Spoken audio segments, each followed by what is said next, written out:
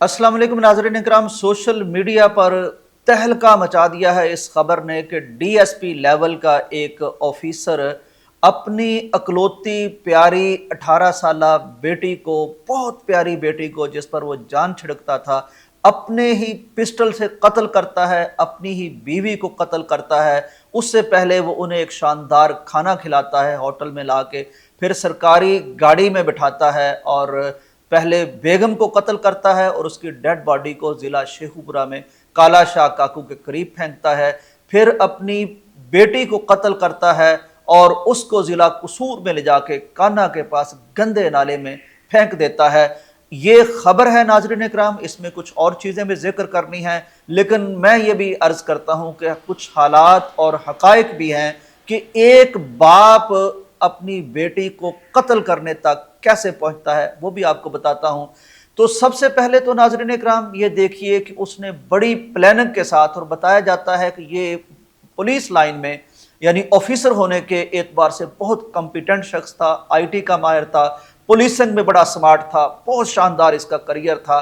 तो बहावलपुर में ये यानी रहता था, वहाँ इसकी बड़ी सर्विस गुजरी, फैसलाबाद में हुई और फिर लाहौर में इसकी बड़ी सर्विस गुजरी। ये सारा कुछ नाज़रीन इकराम जो हमें मीडिया पर, सोशल मीडिया पर बताया जा रहा है, बताया ही जा रहा है कि चूंकि इसने एक दूसरी शादी कर ली थी और इस बेगम ने इसको एक प्लाट दिया था, ये प्लाट दूसरी बेगम को देना चाहता था। पहली बेगम कहती थी कि मेरे साथ जैसे भी रहना रहो लेकिन प्लाट उसको ना दो। ये हकायक बयान किए जा रहे हैं, लेकिन ये हकायक नहीं है। असल हकायक क्या है वो मैं आपको बताता हूँ ताकि आपको पता चले कि एक शख्स किस तरह इस बात पर मजबूर होता है कि वो अपनी ही प्यारी बेटी को, अकलौती बेटी को कत्ल करे।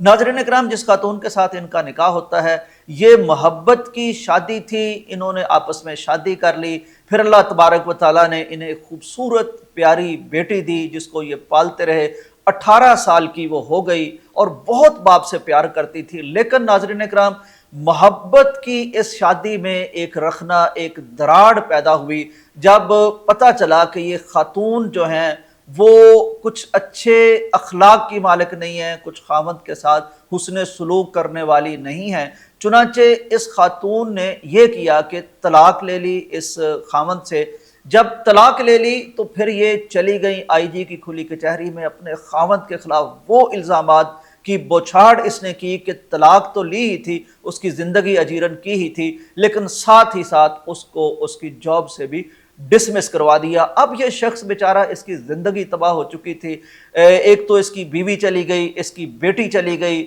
और फिर इसकी जॉब भी चली गई। ये बड़ी जगह तरले मारता फिरा, दर बदर फिरता रहा, यहाँ तक कि एक जगह दूसरी जगह हाई कोर्ट, सेशन कोर्ट, अपनी पुलिस के अफसरान, लेकिन बिल आखिर सुप्रीम कोर्ट में जाके ये बहाल हो गया। इसका कहना यह था कि ये देखिए उसने मुझसे तलाक ले ली है, वो मेरी ज़िंदगी से चली गई है, लेकिन अब वो जो बातें कर रही है मेरे मुतल्लक, वो ऐसी बातें थी नाज़रीन इकराम कि जो कोई शरीफ आदमी सुन नहीं सकता। चुनांचे इसने कहा कि उसका असर मेरी जॉब पर क्यों पड़ता है। सुप्रीम कोर्ट ने इसको बहाल कर दिया। अब वो खातून ऐसी थी कि जब ये बहाल हुआ, उससे पहले तो वो उसके पास नहीं आती थी, लेकिन दोबारा जब नौकरी पर बहाल हुआ और इसने गालबन अपने उधर बहावलपुर के एरिया में किसी जगह जब ज्वाइन कर लिया तो वो खातून इसके ऑफिस में पहुंच गई और इस कदर उसने गलीज जुबान इस्तेमाल की, इसकी बेटी को साथ ले गई, बेटी के जरिए से ब्लैकमेल करना शुरू कर दिया कि मैं बेटी को ये कर दूंगी, मैं वो कर दूँ। खैर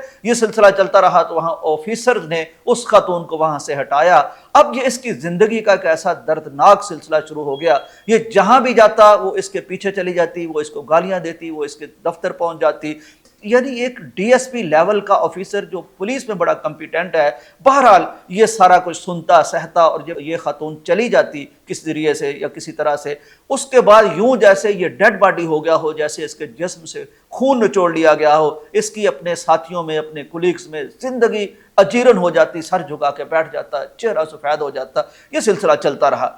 नाज़रीन इकराम, इसने फिर अपनी रिश्तेदारों में एक शादी कर ली, लेकिन इस खातून की ब्लैक मेलिंग और इस पर इल्ज़ामात लगाना, इसके दफ्तर पहुंच जाना, ये सिलसिला जारी रहा। और फिर इसने इसकी बेटी को टूल बना लिया। वो कहती कि मैं इसको ये कर दूंगी, मैं वो बना दूंगी। ایسی ایسی باتیں بتایا جا رہا ہے کہ وہ کرتی تھی کہ اس کی غیرت کو جوش آ جاتا، لیکن اس نے یہ کیا کہ ان کو ایک گھر فیصل آباد میں لے دیا، کیونکہ بیوی کا تعلق فیصل آباد سے تھا، تو اس کی یعنی فیملی کا تعلق فیصل آباد، وہاں گھر لے دیا، ایک گھر لاہور میں لے دیا، اور اس نے کوشش کی کہ اپنی زندگی یہ سیٹ کر چکا تھا آگے شادی کر کے، تو کسی طریقے سے یہ ان کو نارمل کر سکے، لیکن وہ خاتون نارمل نہیں ہو رہی تھی۔ آپ اندازہ کیجئے کہ اگر اس نے فائر کرنا تھا، ان کو مارنا تھا، تو بڑے سارے ایسے موقع آئے جب اس کو در بدر کا کر کے رکھ دیا گیا تھا، اس وقت بھی اس نے برداشت کیا، پھر بھی اس نے برداشت کیا، پھر بھی اس نے برداشت کیا، اور یہاں تک کہ ترقی کرتا ہوا ڈی ایس پی بن گیا۔ اس کے ساتھ والے لوگ، اگر بیگم اس کی شکایتیں نہ کرتی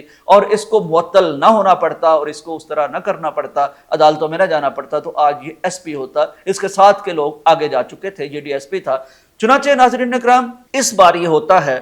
کہ یہ خاتون اب 18 سال کی بیٹی، کئی دنوں سے پھر ایک کلیش چلتا تھا، کلیش تو چلتا ہی تھا، ہوتا یہ تھا کہ اس سے پہلے یہ جو اس کی بیٹی تھی وہ باپ سے بڑا پیار کرتی تھی، یہ بھی اسے بڑا پیار کرتا تھا، اور وہ ہمیشہ اپنے باپ کی سائیڈ لیتی تھی، باپ کو حوصلہ دیتی تھی، باپ کو تسلی دیتی تھی، اور اس کے دل میں کچھ تھا کہ چلو کوئی تو میرا ہے اس دنیا میں۔ لیکن اب کچھ دیر سے یہ اس کی بیٹی پہلے تو چپ رہتی تھی ماں کے یعنی اس طرح کے تنازع میں، وہ چپ رہنا بھی اس کے دل کو کاٹتا تھا کہ میری بیٹی بھی میرا ساتھ چھوڑ گئی ہے، اور پھر اس کے بعد تو خیر بیٹی نے شاید باپ کو یہ بھی کہنا شروع کر دیا کہ میری ماں ٹھیک ہے۔ اب اس نہج پر پہنچ گیا، اور آخری دفعہ جب یہ ان کی ایک یعنی میٹنگ ہوئی، کھانا کھایا، اس کے بعد بتایا یہ جا رہا ہے کہ اس نے کہا تھا کہ میں تیری بیٹی کو اس راستے پر ڈال دوں گی کہ تمہاری غیرت کا جنازہ نکل جائے گا، پوری دنیا تجھے تھو تھو کرے گی۔ معلوم نہیں وہ کس طرح کی باتیں کی کہ اب اتنی دیر کا مضبوط اعصاب کا آدمی وہ تھک گیا، وہ ڈھہ گیا، اور اب اس نے یہ بڑا پلانر آدمی تھا، اس نے سوچا کہ میں ان کو قتل کر کے ایک لاش اس طرف پھینکوں گا، ایک لاش اس طرف پھینکوں گا، کیونکہ بتایا جاتا ہے کہ پولیس کو ہر سال ہر مہینے کئی لاوارث لاشیں ملتی ہیں جن کو وہ دبا دیتے ہیں، دفن کر دیتے ہیں، ان کا کیس آگے نہیں چلتا۔ اب یہ 25/9/25 کو پہلا قتل کرتا ہے پہلی، اور پھر اس کے 2 دن کے بعد یعنی 27 کو لاش مل جاتی ہے، لیکن یہ 2 دن کے بعد لاش ملنے سے پہلے چلا جاتا ہے